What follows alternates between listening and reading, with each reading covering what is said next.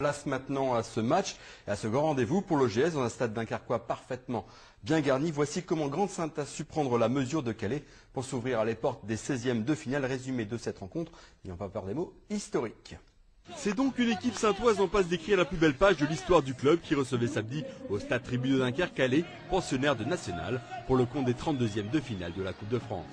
Un match historique pour tout un club et pour toute une ville venue encourager et pousser son équipe. Par un froid glacial et sur une pelouse en partie gelée sur sa longueur, l'OGS croyait plus que jamais en ses chances, voulant commencer l'année de la plus belle des manières. Après la traditionnelle photo souvenir, Grande-Synthe entrait parfaitement dans le match, contestant toutes les possessions de balles calaisiennes, des Calaisiens qui ne s'attendaient sans doute pas à être ainsi bousculés.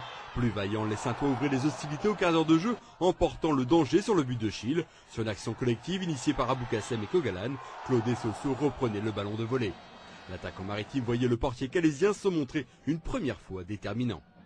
Grande-Synthe gagnait la bataille du milieu de terrain grâce au duo d'Abache Muraglia, bien relayé par François Rigaud, excellent dans sa position de milieu défensif. Bien en place, le GS contenait des Calaisiens pas vraiment dans leur assiette. Les deux équipes rejoignaient les vestiaires sur un score nul et vierge.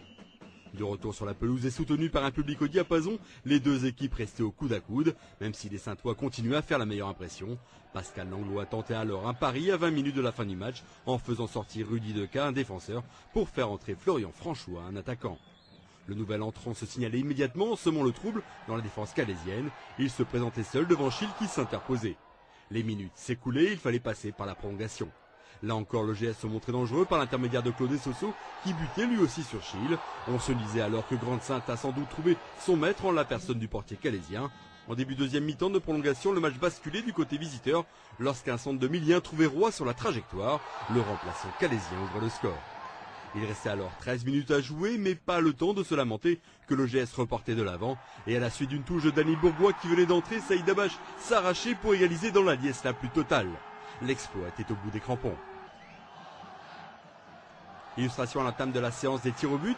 Les pieds saintois ne tremblaient pas alors que les Calaisiens loupaient leurs deux premières tentatives. Dabache ratait sa frappe, mais quelques secondes plus tard, c'est Florian Franchois qui envoyait tout un club au paradis.